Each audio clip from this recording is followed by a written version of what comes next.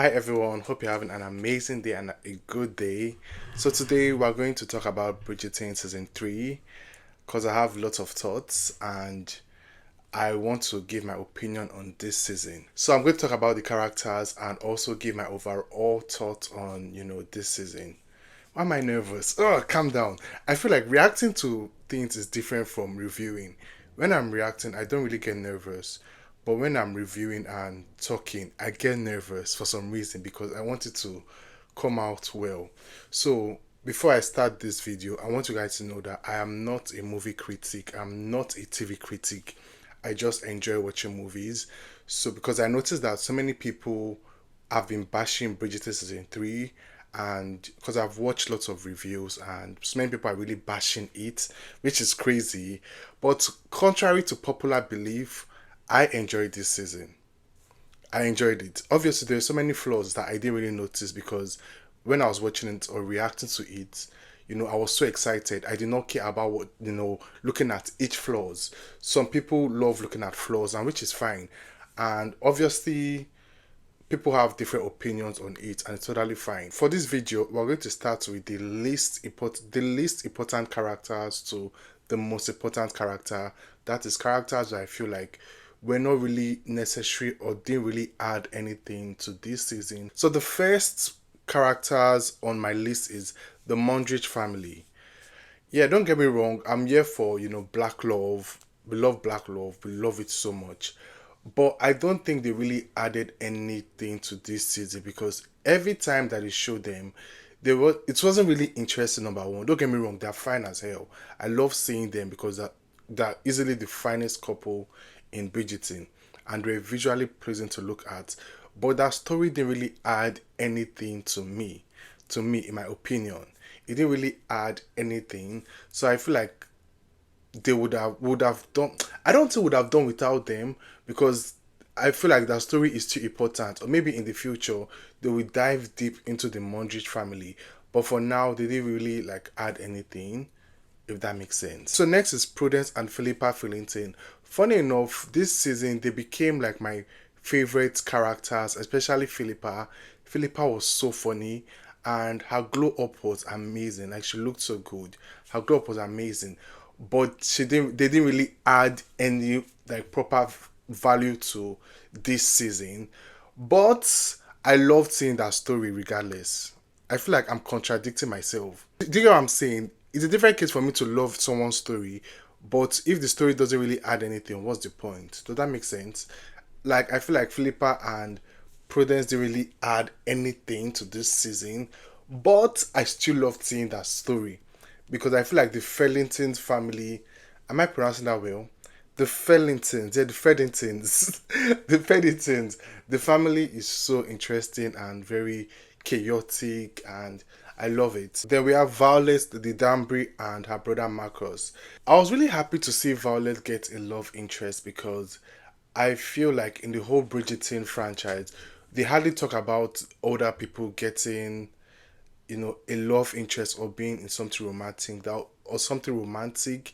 They only focus more on the younger people. I think even when I watched Queen Charlotte, Lady Danbury said something like that when Violet told her about wanting to get her garden's flower or so. And Lady Danbury was like, yeah, go for it because like she noticed that Lady Whistledown doesn't even really write about the older people's romantic life. So I was really glad to see Violet get a love interest, and it was really beautiful to watch. Also, I mean, because I don't blame her, Lady Danbury's brother Marcus. Come on, that face card doesn't decline. So hopefully we get to see more of them next season. And I also like the fact that Lady Danbury, is comfortable with Violet going for her brother or her brother going for Violet, because maybe she's looking at it from the point of, since I went for your father, it's okay for it to go for my brother. But yeah, she really trusts Violet because they're literally like best friends at this point. So next we have Lady Featherington. I loved how we got to see more of Lady Featherington, and you know, I feel like people used to be a little bit harsh on her, talking about the fact that, oh, she likes money too much. Let's be honest, love without money is literally worthless. No shade. And that's the point of view where she's coming from. Because this woman has worked so hard. She had a useless husband. She had like a scammer coming to her family that tried to scam people from them for their money. So this man has actually worked hard, and it's not easy being a single parent raising three daughters on your own. It's literally not easy, especially when it was from those days. Like back then, it was very hard. So this man has worked hard. When she said that, do you know what is romantic security? that was like it for me. That is literally like the one quote I got from this season that is always in my head. What is romantic security? Because it's the truth. What is love without money? Like, I mean, go for love. Love is love and it's fine, whatever. But if you're in love and there's no money, no wealth, no hospitality, no security, like she said, what's the point? So I think I'm the biggest the Featherington fan, literally. I'm her biggest fan. I don't care what anybody says. I'm her biggest fan. Especially, back then it was so misogynistic. I know she said some misogynistic things when Penelope said that, what about her dreams? And she's like, what dreams? And I don't blame her because that is how it was back then. Even to this day, there's some people that believe that women are not supposed to have dreams. Their only dream is just getting married and catering to their husband and achieving their husband's dreams, which is bullshit. So yeah, when she said that, I understand where she's coming from because that's how it was back then, very misogynistic. Also, I love the fact that they got to show her have a better relationship with Penelope, and yeah, I really like that. It was really amazing to witness. Next, we have Kate and Anthony. You guys know how much I feel about Kate and Anthony. I love them so much. I love the fact that we got to see more of them. I mean, I was asking for more screen time, but I feel like they got the perfect screen time because we'll be honest, this was not really that season.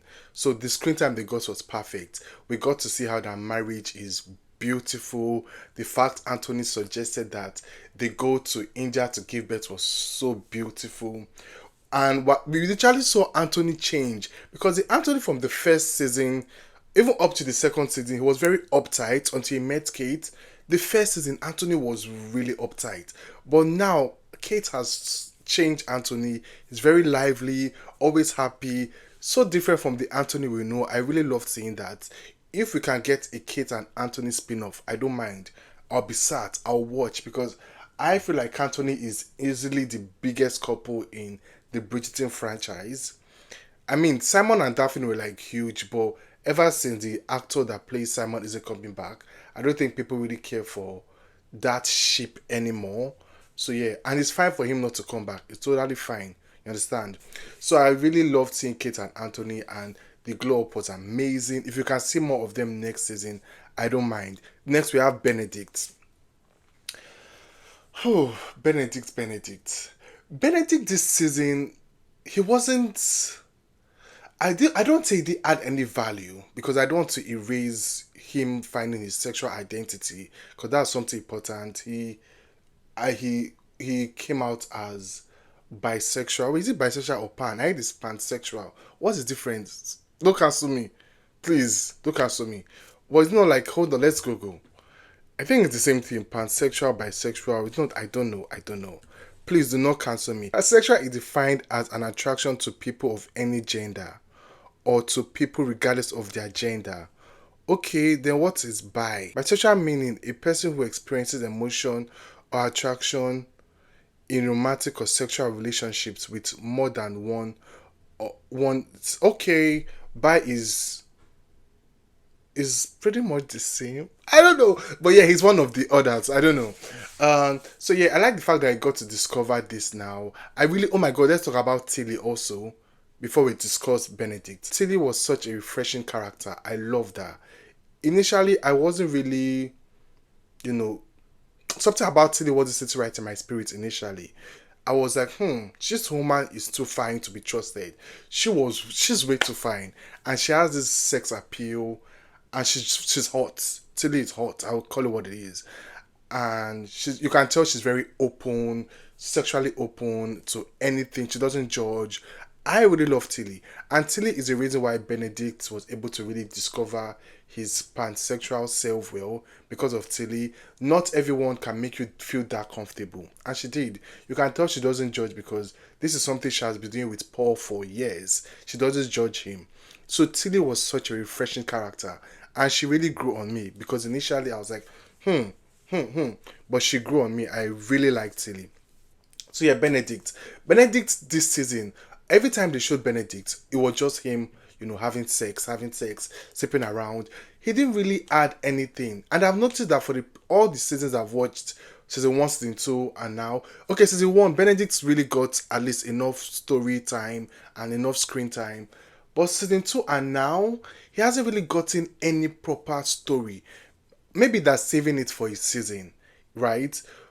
But I don't know because when I was reacting to this season, anytime I edit a video, I noticed that I hardly saw Benedict. I want to get to know Benedict well, you know, and I like the fact that they're going into the route of him being bi or pansexual because the fans have been calling this for so long since season one that something about Benedict is very LGBTQ, and I like the fact that they gave the people what they wanted because yeah, it was very clear he was. So yeah, and also Benedict is very open. He's literally like the most carefree Bridgerton brother right from the first season. Because I'm not going to lie, Anthony has been uptight. It's just now that Anthony is very carefree. But for the first season, Anthony was very uptight. But right from the first season, Benedict was very carefree, never judgmental, doesn't judge anyone. He's easily like my favorite Bridgerton brother, easily. So next we have Cressida. Oh, where did I start with Cressida? Now, talking about people that I say that took lots of screen time, Cressida definitely took lots of screen time. She took because I'm sorry, but I never really cared for Cressida. Why did they think that I have to care for Cressida now? I never cared for her. Why did they think that now was the right time for me to care for Cressida? And also, Cressida, I like one thing I would say is that I love the fact that they decided to give Cressida an actual villain arc because from part one, I felt like they're trying to make us have sympathy for her and give her a good character arc. I wasn't really liking it because I'm a big believer on not every villain deserves a good character arc.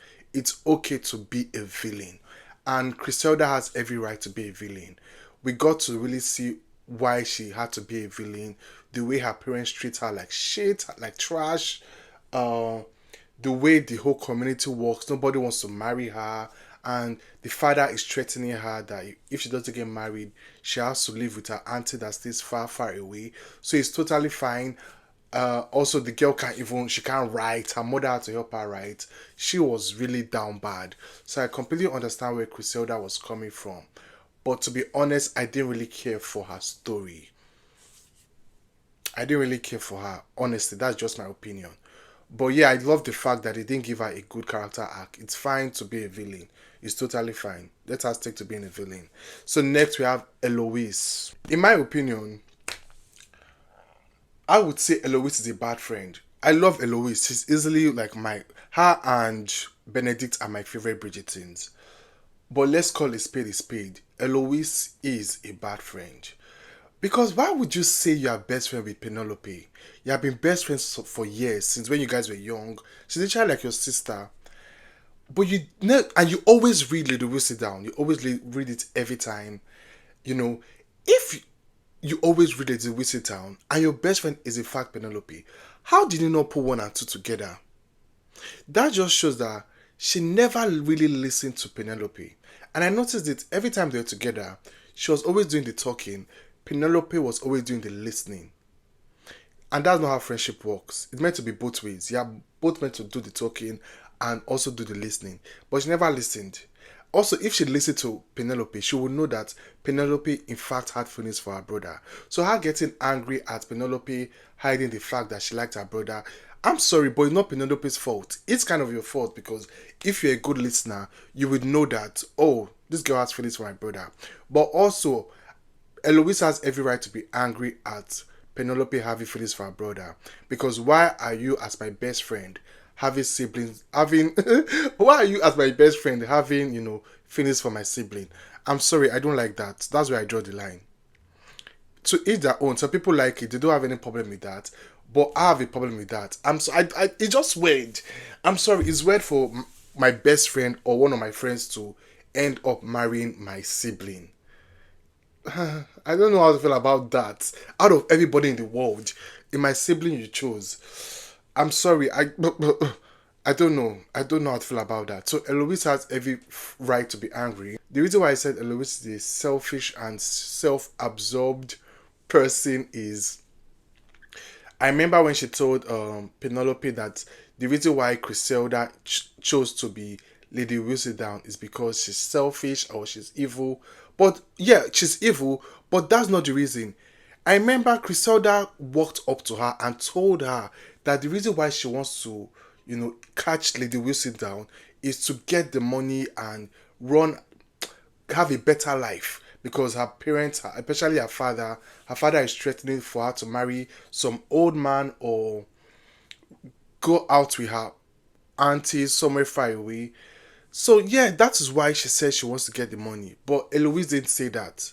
So Eloise is she's self-absorbed and selfish, but I still like her regardless. She's still a good character.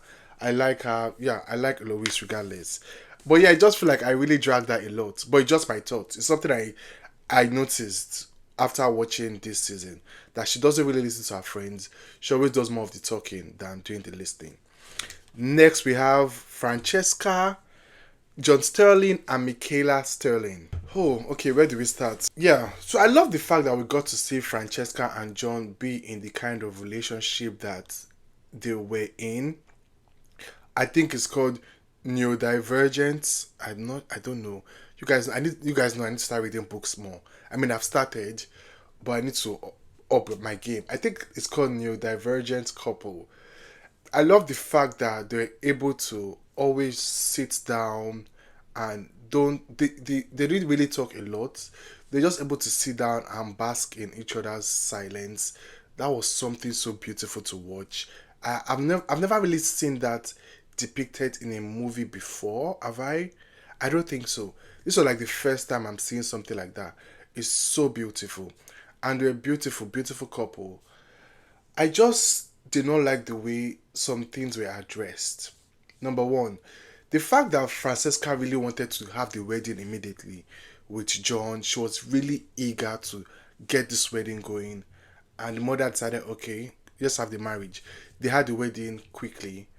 The fact that it did not, it was on the wedding day when John kissed her that she decided that, oh my God, I don't have feelings for John because there was no spark when she kissed John. I don't know how to feel about that. I don't know. And then also, she then got to meet Michaela Sterling, John's cousin, and you could tell that she has feelings for Michaela because she was stammering when Michaela asked her, "What's your name?" It's clear she has feelings for her. And also, some Bridgerton fans are angry at the fact that they made her a lesbian or bisexual, whatever. They're angry at that because Michaela was meant to be Michael Sterling, not Michaela Sterling. So they're angry at that, and it doesn't make sense for you guys to be angry because it's just fiction and move on, like move on. The only reason why I feel like it wasn't really told well is I wish that we got to see more of their marriage life, John and Francesca's marriage life or their family life before she decides to move on to with Michaela because you could tell she was really excited to be in this marriage. So now it's very clear that she's not going to be happy in the marriage. Am I making sense? I don't know if I'm making sense, but I feel like it was rushed. I just feel like it was rushed. They would have hold on a little bit until maybe it's Francesca's season to really address that well. I have no issue with Michaela and Francesca being bi, but I feel like if there's anybody that would have gone with the whole bisexual or lesbian route, it would have been Eloise because there's no way on God's earth Eloise is not queer. There's no way. So they would have made Eloise, go that route. But I mean, I guess. But yeah, I really enjoyed seeing the way their relationship was really depicted. John Sterling and Francesca. It was really nice, but that's only my issue. The way it was told, it just felt rushed. But yeah, we'll see how it goes for next season. I don't know who will be the next season. I don't know whose story will be the next season. Maybe Benedict, because Benedict, man, you are getting old. You need to get married quickly. I'm not judging you. I'm joking. I'm not judging you. So next we have the main couple, the main character, Penelope and Colin. I have a lot of thoughts on this too.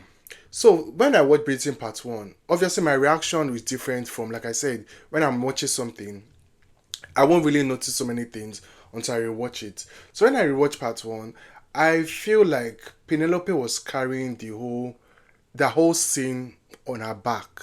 She was carrying the whole romance trope on her back. Colin wasn't really giving it to us like well until Part 2. Also, they really got very short screen time. For a couple that is their main season, they got very short screen time.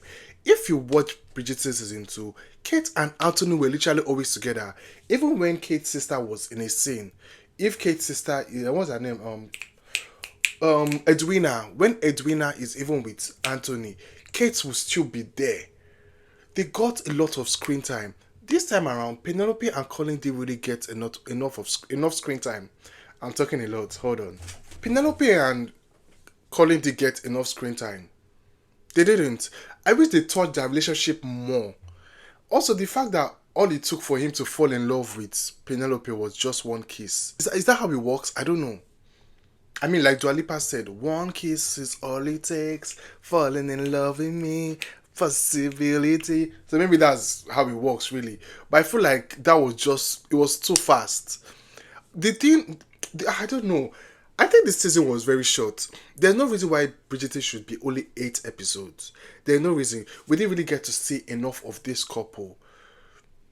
Because we're busy seeing people like Cressida, people like, I won't even call, okay, we didn't even get to see enough of the Munch's family like that. But Cressida's screen time was a lot for no reason. For no reason. Cressida got a lot of screen time. So they would have divided Cressida's screen time and given it to Colin and Penelope, since they are the main characters this season. To me, in my opinion, they didn't really feel like the main characters, honestly, because the stories were a lot. There was a lot happening. They didn't feel like the main characters. They felt like part of the side characters. I even got, no shade, but I got more excited seeing Kate and Anthony than seeing Pauline, Penelope and Colin, because they didn't really invest in that chemistry well. Am I making sense? Don't get me wrong, I enjoyed this season, but we'll talk about my whole thoughts eventually, like at the end. Also, the Lady Whistledown review to me was such a letdown. I wanted something more scandalous. Obviously, watching it, I didn't really notice these things. Because I was just watching and I wanted to see how it was going to end. But now rewatching it, I'm just like, this Lady Whistledown review would have been so much better. It was such a letdown. The fact that she came on stage and she said, "Oh, I'm Lady Whistledown," everyone just moved on like, okay, and no. Are we forgetting how Lady Whistledown wrote so much bad shit about people? Nobody even thought of train hands. No one was like, we're not going to let it go. They just moved on like, okay, no. And that's my whole concern, because if this season was long, this would have been way more interesting. And it goes back to my video talking about the death of TV shows. The fact that we only get 8 episodes for a TV show every 2 years is crazy. Because if, I'm not saying Bridgerton should be 22 episodes, but if it was at least 11 episodes, there's some things that would have been fixed and would have been better. You understand? That's why I understand why some people are like, oh, this season was so bad. And also, my overall thoughts, this was a good season. But if we're going to rank it in the whole Bridgerton franchise, it was the worst. Don't drag me. I'm sorry. I enjoyed it. Like I said, that's to show you how good Bridgerton is, because this was a good show. But if I had to rank it, it's dead as the last. But the first will forever be Queen Charlotte. I recently just finished Queen Charlotte, and oh my god, Queen Charlotte, I don't think they'll ever top Queen Charlotte. And I think the reason why, apparently, I found out that Shonda Rhimes actually, not, she didn't only produce Queen Charlotte, but she actually wrote it. The other Bridgerton shows or seasons, she's producing them. She's not really writing them. But Queen Charlotte, she got her pen and decided to write it herself. And that's how you see the difference between Queen Charlotte and Bridgerton season 3. So going from Queen Charlotte to this, oh no, the difference is large. The difference is large. Also, I found myself, I don't feel like rewatching this season anymore. Season 3. Unlike season 2, I've rewatched season 2 so many times.